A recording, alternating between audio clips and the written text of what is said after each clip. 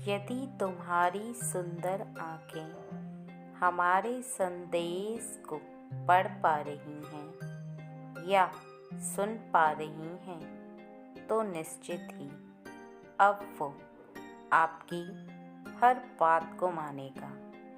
मैं और विष्णु देव आज आपके समक्ष आए हैं क्योंकि हम चाहते हैं कि वो आपकी हर बात को माने, हर बात में उसकी स्वीकृति हो, क्योंकि जब जब उसने आपकी किसी भी बात में आनाकानी की है और उसने आपकी किसी बात में स्वीकृति देने से इनकार किया है, तब तब आपके हृदय को बहुत ही ज़्यादा कष्ट हुआ है। इसलिए आज आप हम दोनों की बातें बहुत ही ध्यान से सुनना। पहले विष्णु देव आपको बताएंगे कि वो आपकी हर बात को कैसे माने और वो कौन सा कार्य है जिसे आप करें तो वो आपकी बात को मानना प्रारंभ कर देगा। और फिर मैं आपको बताऊंगी कि वो आपकी बातों को कैसे माने और आपकी बात में उसकी स्वीकृति कैसे हो। इसलिए हमारी बातों को बारी बारी से और बहुत ही ज़्यादा ध्यान से सुनना। सबसे पहले केवल एक बार मेरी प्रसन्नता के लिए जय माँ लक्ष्मी ज़रूर लिखना। मैं विष्णुदेव तुम्हें बताना चाहता हूँ कि वो तुम्हारी बात को माने, ऐसा तुम्हें कौन सा कार्य है जिसे करना अति आवश्यक है, क्योंकि उसके ऊपर तुम्हारे कार्यों का प्रभाव पड़ना बहुत ज़्यादा ज़रूरी है। और वो कौन है जो तुम्हारी बात को मानने से इनकार कर रहा है, मैं तुम्हें विस्तार से बताऊंगा और समझाऊंगा भी। लेकिन तुम्हें सबसे पहले मुझसे एक वादा करना होगा कि तुम मेरी बात को विस्तार पूर्वक और पूर्ण रूप से ज़रूर सुनोगे। मेरी बातों को आधा अधूरा छोड़कर बीच में नहीं भाग जाओगे, क्योंकि कई बार तुम मेरी बातों को आधा अधूरा सुनते हो और तुम्हें पूर्ण रूप से बात समझ में नहीं आ पाती। इस कारण तुम्हारे मन के अंदर उलझन पैदा होती है, क्योंकि आधी सुनी हुई बातों से आधा ज्ञान प्राप्त होता है और आधा ज्ञान किसी काम का नहीं होता। इसलिए बोली हुई एक एक बात को बहुत बारीकी से समझना, क्योंकि तुम इस प्रकार से समझो कि यदि तुम्हारा बच्चा तुम्हारी बात ना माने तो तुमको कितना क्रोध आएगा। निश्चित ही क्रोध आएगा, क्योंकि तुम्हें वह बात याद होगी कि वह सही नहीं कर रहा और तुम्हारे मना करने पर भी वह उसी कार्य को करता है, तो तुम्हें क्रोध आने का यह कारण है कि तुमको पता है कि वो जो कर रहा है उससे उसको नुकसान होगा। नुकसान उसका होगा, लेकिन तुम्हारे हृदय को दुख होगा, क्योंकि वह तुम्हारा बच्चा है।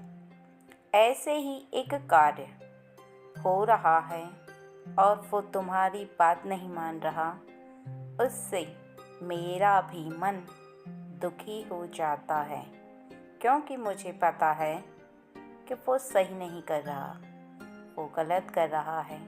बार बार उसकी यह गलती मुझे क्रोध दिलाती है। इसलिए आज मैं आखिरी बार ये बताना चाहता हूँ कि तुम इस तरह से उसको रोको, वो तुम्हारी बात अवश्य मानेगा, क्योंकि उसको रोकना भी तुम्हारे वश में है। लेकिन उसके लिए तुमको केवल एक कार्य करना होगा। ये तो मैं तुम्हें बताऊंगा ही कि वह तुम्हारी बात मानेगा और कैसे मानेगा, लेकिन उससे पहले तुम्हें एक कार्य जो बता रहा हूँ उसे सुनो, क्योंकि उसको प्रारंभ करते ही वह भी तुम्हारी बात मानेगा। और यह भी मैं तुम्हें बताऊंगा कि वह कौन है जो तुम्हारी बात पूर्ण रूप से मानेगा। जब आप सुबह प्रातःकाल उठें तो उस समय सिर्फ एक कार्य को करना है। आप शांत मन से, मेरे बच्चे, किसी ऐसी जगह बैठ जाएं जहां पर बहुत ज़्यादा शांति हो और शांत होकर अपने इष्ट देवता का स्मरण करते हुए किसी भी एक चीज़ पर कुछ समय के लिए आपको अपना ध्यान टिकाना है, अर्थात अपने ध्यान को उस चीज़ पर रोकना है और उसे बार बार देखना है। अपने मन को पूर्ण रूप से उस समय आपको शांत करना होगा। आपके मन के अंदर कोई भी बात नहीं होनी चाहिए और आप केवल उस चीज़ को बार बार देखें, वह कोई चीज़ हो या दीवार पर रखी हुई कोई वस्तु। आप बार बार जब उस एक चीज़ को देखेंगे, आपका ध्यान एकत्र होता जाएगा और आपका मन भी बहुत ज़्यादा शांति महसूस करेगा। आपके हृदय के अंदर से यह भावना उत्पन्न होगी कि आप बहुत ज़्यादा अच्छा महसूस कर रहे हैं उस समय, क्योंकि आपके पूरे शरीर पर आपके शांत मन का गहरा प्रभाव पड़ता है और आपके अंदर जो आपके हृदय को अच्छा और जो आपके हृदय को शांति महसूस हो रही है, वही शांति आपको चाहिए। अर्थात आपका मन बहुत ज़्यादा चंचल और यहाँ वहाँ सभी जगहों पर घूमता है, अर्थात आपके मन के अंदर बार बार अलग अलग विचारधाराएं घूमती हैं। कभी भी आपका मन किसी भी एक चीज़ पर नहीं रुकता और यही कारण है कि आपका मन चंचल होकर यहाँ वहाँ भटकता है और आप उसे रोक नहीं पाते। लेकिन यदि प्रतिदिन आप इस कार्य को करना प्रारंभ कर दें तो आपका मन शांत रहने के साथ साथ आप अपने मन की शक्ति को एकत्र करना सीख जाएंगे और आपका मन शांत रहेगा। शांत रहेगा तो वह आपकी हर आज्ञा का पालन भी करेगा, क्योंकि आपका हृदय जैसे सोचता है वैसे ही मन को करना चाहिए, और यदि मन शांत नहीं रहता तो आपका मन किसी भी चीज़ के बारे में ना तो सही से पूर्ण रूप से सोच पाता है और ना ही उस पर कार्य करता है। वह केवल यहाँ वहाँ भटकता रहता है, और इसका यह नुकसान होता है कि तुम्हारे जीवन में तुम जिस कार्य को करना चाहते हो उस पर अपना पूर्ण ध्यान नहीं लगा पाते, क्योंकि यदि तुम्हारा ध्यान कहीं पर भी जाएगा, किसी अन्य जगह भटकेगा, तुम जिस कार्य को करना चाहते हो उस पर पूर्ण रूप से नहीं लगेगा, तो तुम किसी भी कार्य को नहीं कर सकते। और इसके साथ साथ तुम अपने जीवन में, अर्थात तुम्हारा जीवन साथी और तुम्हारा परिवार भी इस चीज़ का, अर्थात तुम्हारी इस आदत का भुगतान करता है, क्योंकि जिसका मन यहाँ वहाँ भटकता है वह बहुत सारी बातों को सही से स्मरण नहीं रख पाता और अपने मन के चलते बहुत ही ज़्यादा चिड़चिड़ा और इस प्रकार से हो जाता है कि उसे किसी की बोली हुई बात का स्मरण नहीं रहता। वह केवल अपनी एक अलग ही दुनिया बनाता है और उसमें घूमता रहता है, क्योंकि वह केवल मन से बार बार हर एक चीज़ को सोचता है और उसके मन में अलग अलग बातें चलती रहती हैं। फिर जो उसका वर्तमान चल रहा है उसमें, उसके सांसारिक जीवन में जो उसे करना चाहिए और जो वो कर रहा है उस पर उसका ना तो पूर्ण ध्यान लगता है और ना वो खुद के मन को रोक पाता है, क्योंकि वो स्वयं अपने मन के कहे में चलता है और इसी एक कार्य को परिवर्तन करके तुम्हें अपने मन को रोकना है। अपने मन पर पूर्ण नियंत्रण करके तुम अपने मन को अपने काबू में करो, क्योंकि जिसका मन अपने काबू में रहता है उसका घर परिवार भी सुखी रहता है और वह जैसा चाहता है, अर्थात जिस कार्य को करना चाहता है उसे बहुत अच्छे से कर पाता है। और इस बात का ध्यान रखना तुम्हें अति आवश्यक है कि यदि तुम सांसारिक बंधन में बंधे हुए हो तो तुम्हें अपने घर परिवार का पूर्ण रूप से ध्यान रखना, उनकी छोटी छोटी खुशियों का ख्याल रखना, भले ही तुम स्त्री हो या पुरुष, लेकिन तुम्हें अपने परिवार के सभी सदस्यों का ध्यान रखना सबसे पहला तुम्हारा कर्तव्य है।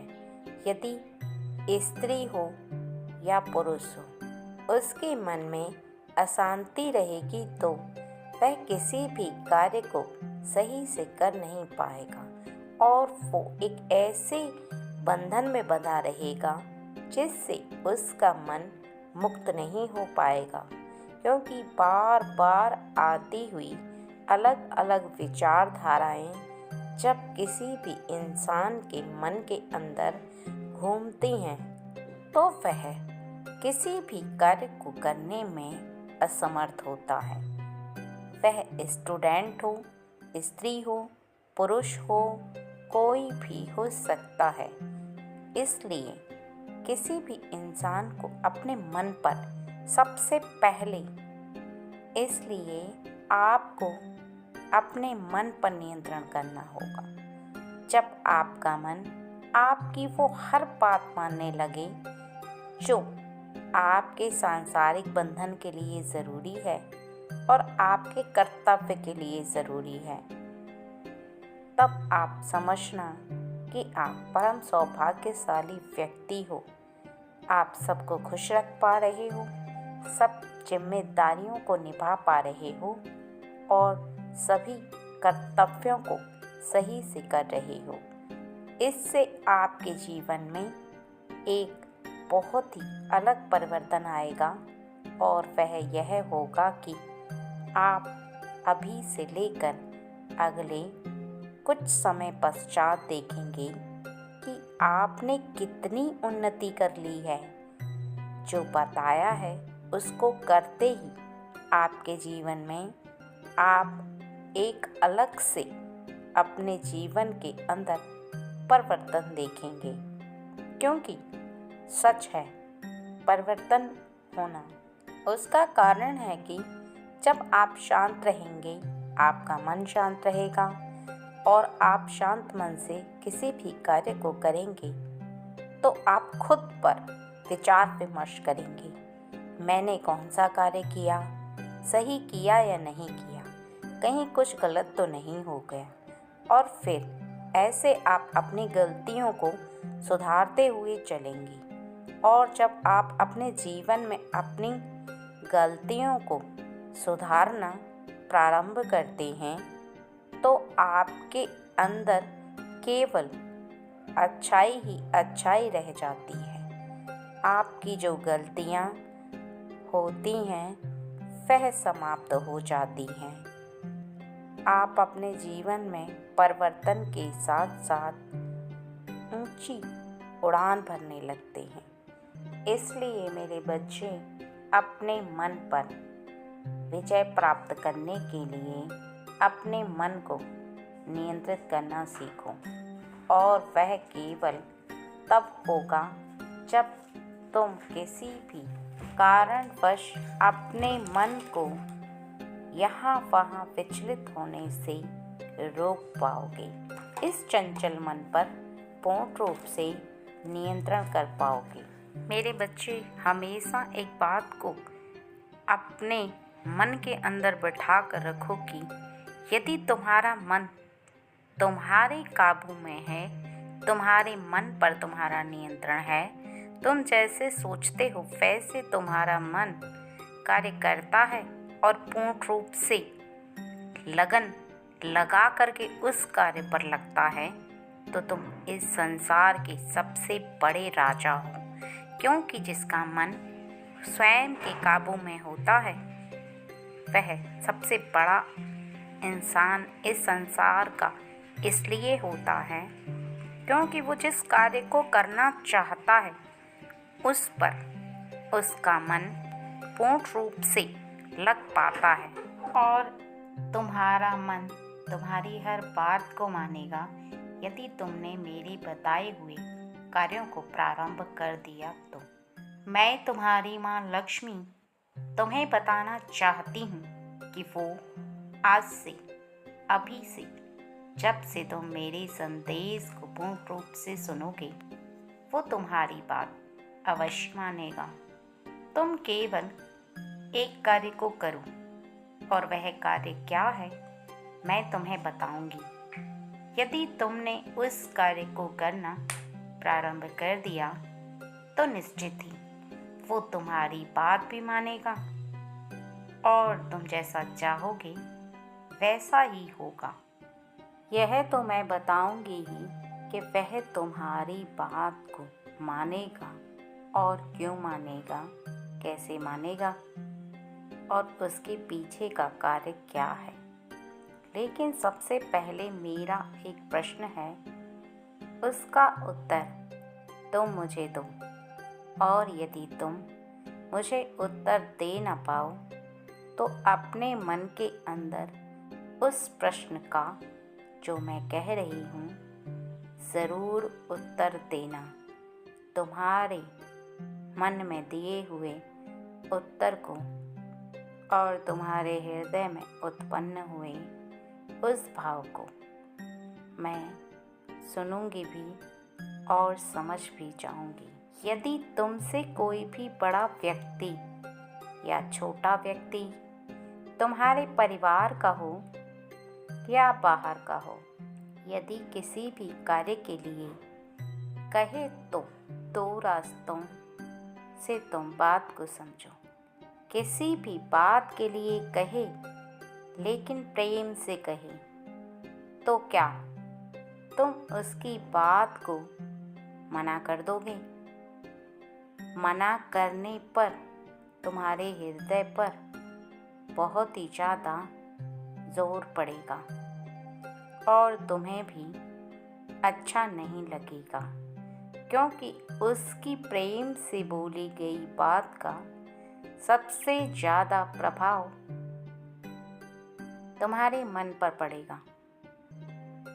तुम्हें ऐसा आभास होगा कि यदि तुमने उसकी बोली हुई बात के लिए या किसी कार्य के लिए जिसे तुम कर सकते हो, जो तुम्हारी सामर्थ्य के अनुसार है और कोई बड़ा कार्य नहीं है, तुम कर सकते हो, लेकिन मना करो तो उसके हृदय को कष्ट होगा और यह सोचकर तुम उसे मना नहीं कर पाओगे। दूसरा, उसके जो मीठे बोल हैं वो तुम्हारे हृदय को बहुत ही ज़्यादा प्रिय और अच्छे लगेंगे, लेकिन यहीं यदि वह व्यक्ति तुमसे क्रोधवश किसी भी कार्य के बारे में या किसी भी ऐसी बात के बारे में कहे जिसको तुम्हें करना है, तो क्या तुम्हारा हृदय उस कार्य के लिए हामी भरेगा? तुम्हें ऐसा आभास होगा कि उसके कहे हुए क्रोध में शब्द तुम्हें तीर की तरह चुभन देंगे और किसी भी कार्य को करना तो बहुत दूर की बात है, तुम उसकी बोली से ही छिड़क जाओगे, परेशान हो जाओगे और तुम्हें बहुत ही ज़्यादा बुरा भी लगेगा। तुम्हें यह आभास होगा कि इसके कार्य को करना तो मैं चाहता नहीं, क्योंकि जिसे बोलने का तरीका नहीं आता उसके कार्य को कर मुझे क्या लाभ। और तुम उसे साफ मना ना करके कुछ ऐसा आंसर दोगे जिससे कि वह व्यक्ति ना तो उस बात के लिए तुम्हें ज़्यादा अधिकार से जोर जमा कर तुमसे उस कार्य को करवा पाएगा और ना ही तुम उसे मना कर पाओगे। अर्थात वह व्यक्ति बीच में, मध्य में उस बात को लेकर रह जाएगा, क्योंकि उसे अपनी बात का सही उत्तर प्राप्त नहीं होगा और ना ही तुम उसके कार्य को करने में समर्थ रहोगे, क्योंकि तुम उसकी बोली हुई वाणी से छिड़क चुके हो। तुम्हारे मन को ऐसा आभास हो रहा है कि मुझे बुरा लग रहा है, उसे बोलने का तरीका नहीं पता, अच्छी भाषा नहीं बोलनी आती, एक ऐसी वाणी बोलकर जोर जबरदस्ती से गुस्से में मुझे धमकी देकर किसी कार्य को कराना चाहे तो नहीं हो पाएगा और ना ही ऐसा हो सकता है। अब वहीं तुम्हें इस बात का स्मरण रखना है कि जो तुम्हारा अपना छोटा है या तुमसे कोई बड़ा है, तुम्हारे घर परिवार का सदस्य है या तुम्हारा जीवन साथी है या कोई भी तुम्हारा मित्र हो, तुम जिसे जानते हो उसका स्वभाव बहुत ही ज़्यादा सहज है, उसकी सामर्थ्य है किसी भी ऐसे कार्य को करने की जिसे तुम चाहते हो कर पाना, लेकिन तुम्हें अपनी वाणी में मिठास रखनी होगी। उससे किसी कार्य को करवाने के लिए मीठी भाषा में अर्थात मधुर भाषा में अपनी बोली हुई बात को अर्थात जिस कार्य को तुम कराना चाहते हो उस कार्य के लिए तुम्हें उससे आग्रह करना होगा। तभी वह व्यक्ति तुम्हारे उस कार्य को करेगा। और यह मैं पूर्ण विश्वास के साथ बताती हूँ कि मेरे बच्चे वो कभी भी मना नहीं करेगा, क्योंकि तुम उसे अपनी भाषा और वाणी से अपनी ओर आकर्षित कर लोगे, उसका मन मोह लोगे, उसे अच्छा भाव दोगे तो उसके हृदय को तुम अपनी भाषा से जीत लोगे और वो व्यक्ति चाहकर भी मना नहीं कर सकता और वह प्रसन्न मन होकर उस कार्य को करने के लिए जुट जाएगा। और इस बात को भी बहुत अच्छे से समझ लो कि संसार में कोई भी कितना भी बड़ा कार्य हो और यदि तुम किसी से जो तुम्हारा मित्र है या तुम्हारे अपने हैं उनसे कराना चाहते हो तो तुम प्रेमवश अपनी ओर उसे आकर्षित करने के लिए मीठी भाषा का इस्तेमाल करो। किसी से क्रोध में बोली गई बातें सामने वाले व्यक्ति पर बुरा प्रभाव डालती हैं और ऐसे में कोई भी व्यक्ति ना तो तुम्हारी तरफ आकर्षित होगा और ना ही तुम्हारे किसी भी कार्य को करेगा, क्योंकि प्रेम से बोली गई वाणी में बहुत ज़्यादा शक्ति होती है और प्रेम में बहुत ज़्यादा शक्ति होती है। हर व्यक्ति को तो क्या, ईश्वर की शक्ति को झुकाने की ताकत तुम्हारे उस प्रेम से भरे शब्दों में है जो तुम उससे कहो। और यही बात मैं तुम्हें बताना चाहती थी कि वो हर बात मानेगा। बस तुम इस बात को ध्यान रखो कि जितना प्रेम तुम मुझसे करते हो और जो भी प्रार्थना करते हो वो तुम बहुत ही ज़्यादा मधुर वाणी में बोले गए शब्दों को मेरे सामने प्रस्तुत करते हो और उन्हीं शब्दों का इस्तेमाल करके तुम किसी व्यक्ति को अपनी ओर आकर्षित कर सकते हो, उससे अपनी बात मनवा सकते हो, उससे जो चाहे कार्य की स्वीकृति ले सकते हो। लेकिन यदि तुम यहाँ पर गलती करते हो या ऐसी भाषा का इस्तेमाल करते हो जो सामने वाले को कष्ट पहुँचाती है, या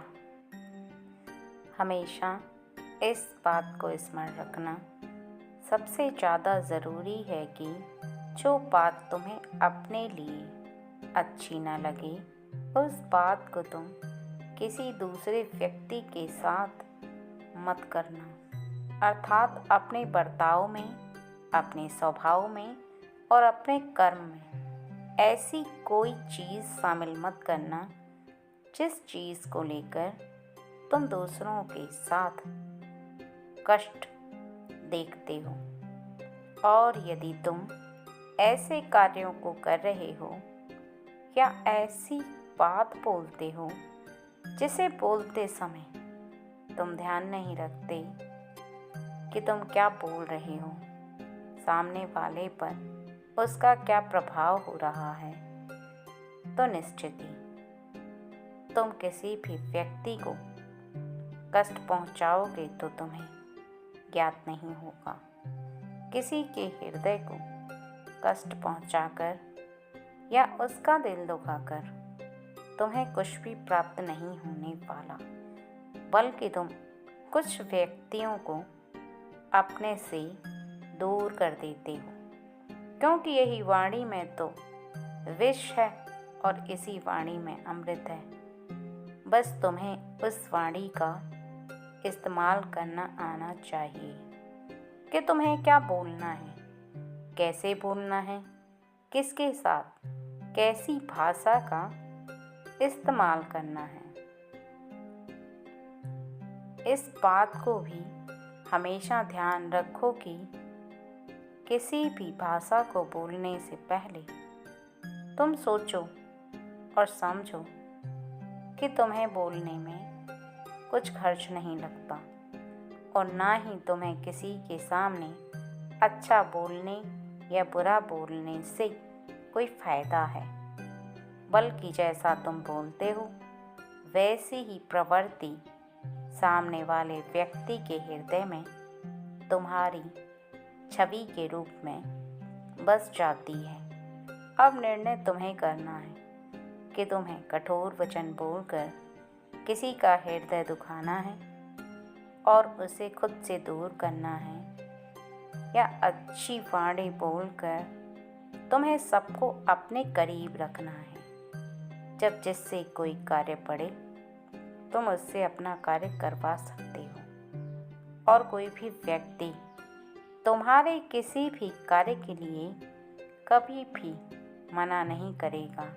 हर कार्य के लिए तुम्हारे लिए उसकी हामी होगी।